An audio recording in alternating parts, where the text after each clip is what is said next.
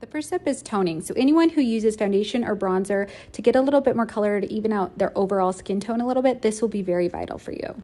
I know the bright orange looks terrifying, but because my skin is a little bit pale and ashen, that means it's blue, and that means the orange is going to counteract that and give it warmth and glow.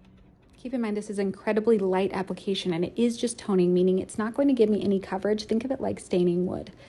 And I'm always very mindful while applying that I go to the bluest areas and kind of pan out from there. So again, with the blush, I'm going to use the most vibrant version of the color that I want, and I'm only adding it where I actually need blush. I do have natural blush in my skin, so I'm not going to go over that area as well, because then I'll just make that twice as pink. I'm just going to go in areas that are not blushing. Then I'm going to take this light orangish pink and just go underneath my eyes where it's a little bit blue and green, and just tone that area to being a little bit brighter. Again, I'm using the tiniest amount, so it's just barely toning, no coverage yet. To filter out acne, we need to use the opposite of the excess color. So when it comes to acne, most people think of it as red, but typically there's so much shadowing, bruising, and scarring in acne. It's mostly in the blue and purple ranges. So I'll be using mostly oranges. And what I start with is I just start with going over the very darkest points. And I'm using 03 because that's the most saturated orange I'll be using. And I'm using that over the very darkest, shadowiest points. Meaning I'm not really addressing each zit at a time. I'm mostly just addressing the darkest points, and then I'll see what's left over. Skin is very varied in color, and so I'm not trying to remove all the color variation. That's what makes it skin. That's what makes it beautiful. I'm just trying to get rid of the distracting points, and I'm going to trust my skin that the color variation left over will be beautiful. One of the key points is to use the tiniest amount so it looks like you're wiping it away and not wiping makeup on. You'll know you used the right color when the spot just vanishes instantly and effortlessly. And because we use so little product, there's no texture left over.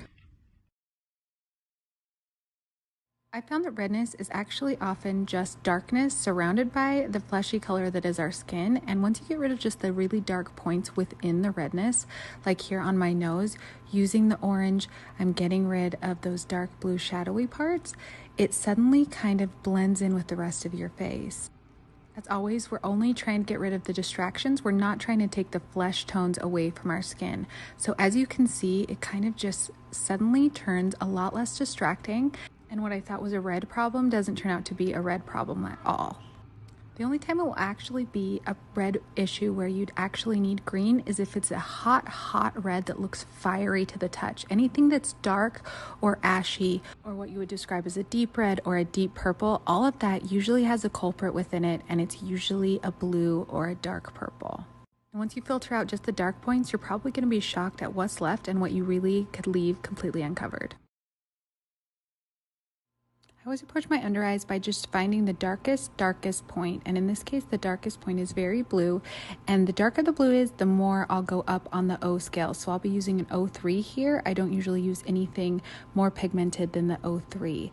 And then as it gets a little bit lower, it's still blue, but it gets a lot less pigmented, meaning I'm going to use the 01. And I'm just going to use that directly. You can see that I'm directly placing it on actual dark points, and just kind of moving it around so that I can get all the dark points completely filtered out. And I'm using almost no product. Then I have a little bit of ashy purple. That's just kind of like a dark bluish purple. And I'm going to use a little bit of the yellow orange on that. A little bit of that ashy purple on the outer corner of my eye as well, which the yellow orange will counteract beautifully. That's literally all it takes to do my entire under eye. It never creases, cakes, nothing.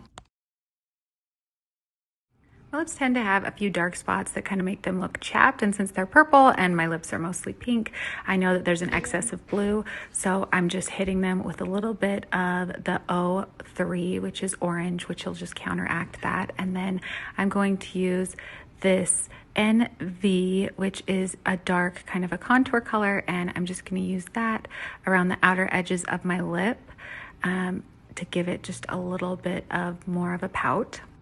Then on the bottom, I'm going to contour that too a little bit. I'm using the NR just because that red is a little bit warmer, and so my lips are quite green around the outer edges of the bottom, so that's going to counteract that and look really natural. And then I'm going to highlight it with this purple color and get a little bit of this hot pink on there that will just make it look really vibrant, but it kind of acts like a stain, so it doesn't go anywhere throughout the day. It just kind of stains my lips and makes them look natural.